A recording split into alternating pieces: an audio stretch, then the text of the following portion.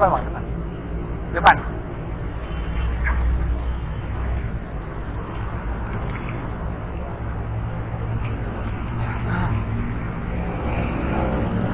Sorry ganggu bang, Randy bang. Tadi lagi ditilang apa gimana? Iya pak. Oh kena. Kena udah pak. Apa yang salah? Mati pajak pak. Oh pajak. Bulan berapa? Matinya udah berapa lama? Berapa bulan? Bisa dilihat bang.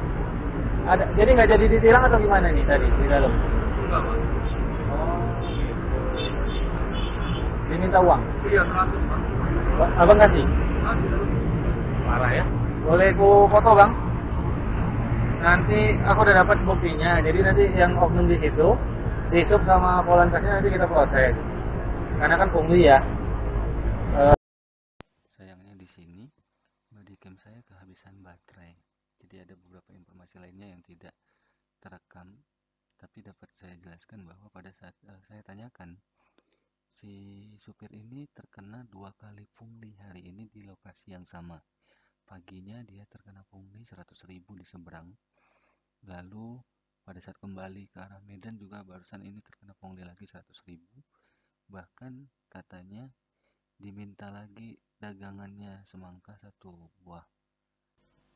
Pada saat saya tanyakan kenapa tidak minta tilang saja, alasannya karena dia diancam oleh oknum mobilnya akan ditahan.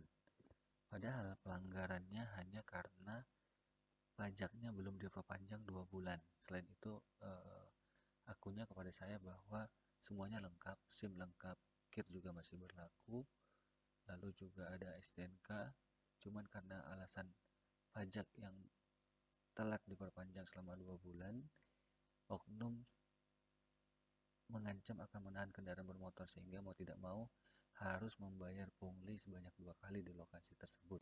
Sayangnya pada saat saya tawarkan untuk ikut saya kembali ke lokasi tersebut dan menunjukkan 2 oknum yang melakukan pungli terhadapnya hari ini, dia beralasan sedang buru-buru sehingga tidak bisa kembali ke lokasi tersebut. Padahal saya sudah akan membantu untuk meminta kembali uang pungli tersebut dan meminta untuk diganti dengan surat tilang sebagaimana mestinya. Oke teman-teman, itu dia tadi ya. Nah, lokasi tadi razia ada di Simpang Amplas, tidak jauh dari flyover Amplas. Ada pelang razia, tapi kalau dihitung secara jarak terkadang tidak sampai 50 meter ya. Lalu tidak ada perwira yang bertugas. Pada saat saya tanyakan, perwiranya tidak ada, kanitnya tidak ada. Lalu saya juga langsung mendekati dan menghampiri. Tadi beliau mengaku namanya, dia tidak menyebut nama tapi menyebut marga, Bapak Sitorus katanya dari Dishub. Kantornya katanya tadi di area Amplas, terminal Amplas. Mungkin nggak tahu ya nama jalannya di sana itu apa, Jalan Panglima Dene atau apa. Tapi pada saat saya mempertanyakan terkait penindakan yang dilakukan di sana, dia mengaku semuanya semuanya ditilang atau dimaafkan, katanya seperti itu. Tapi pada saat saya mempertanyakan mengenai bukti yang saya punya, beliau langsung berubah mimik mukanya. Nanti bisa dilihat dari video yang ada dari bodycam saya. Dan mungkin hitungan menit tidak lama beliau pun pergi meninggalkan lokasi. Tapi yang penting kita sudah tahu identitas beliau, wajah-wajah semua yang hadir dan ada di lokasi ini juga ada. Jadi untuk mencari identitas beliau harusnya gampang ya. Selain ada dokumentasi dalam bentuk video ataupun gambar, terus ada oknum lain yang bisa ditanyakan mengenai identitas beliau. Ini pesan bagi yang lain bahwa Anda dengan seragam yang dibiayai negara, digaji negara, tolong dijaga itu. Ingat bahwa Anda mewakili institusi di lapangan, apalagi Anda bersentuhan langsung dengan masyarakat. Jika memang melanggar, ya ditilang saja, biarkan kasnya mengalir ke negara, dan penindakan itu harapannya bisa memberikan efek jerah.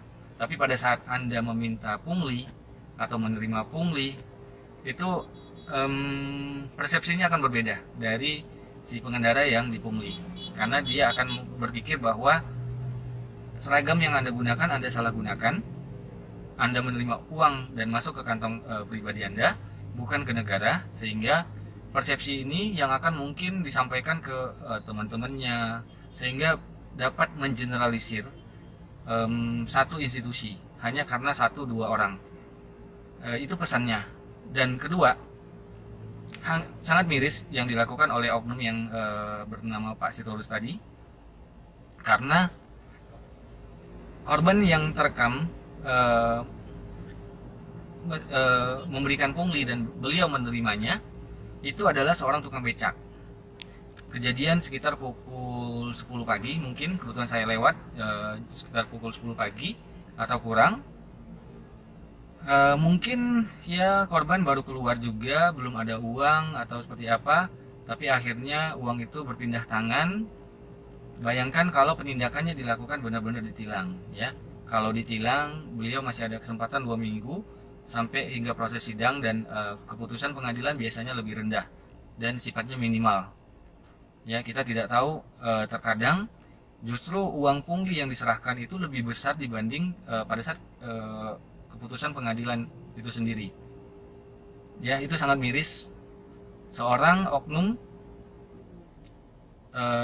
dinas perhubungan dengan seragam yang harusnya melayani publik justru melakukan pungli, mengkhianati seragam yang dia gunakan, mencoreng nama besar, mencoreng institusi yang dia tempat dia bekerja dan mencari makan, dan membuat kesan institusi itu menjadi jelek. Ya, ini pelajaran bagi semuanya. Harapannya setelah kejadian ini saya ataupun rekan-rekan aktivis lainnya tidak menemukan hal-hal seperti ini lagi. Dan kami berharap pada saat ada temuan dan ada rekaman, ada buktinya, tolong ditindaklanjuti supaya memberikan efek jerah. Harapan kita itu, dan saya minta kepada masyarakat untuk sama-sama ikut untuk memantau kinerja katakanlah ASN yang berhubungan dengan publik ini, yang bersentuh langsung dengan masyarakat ini. Jika memang ada yang menyimpang, tidak usah takut, selama itu di tempat umum, direkam, tidak ada undang-undang yang melarang melakukan perekaman di tempat umum. Ya, seperti yang pernah saya contohkan, yang sering sekali saya contohkan di channel YouTube saya. Saya harap setelah ini akan ada lagi, muncul lagi benih-benih pejuang-pejuang katakan ya, yang berjihad untuk memberantas pungli ini. Walaupun kita tidak digaji oleh pemerintah, tapi yang penting tujuan kita adalah mulia, supaya Indonesia bersih dari pungli dan oknum-oknum berseragam ini hilang dari institusi, dan institusi menjadi bersih karenanya. Ayo sama-sama kita pantau.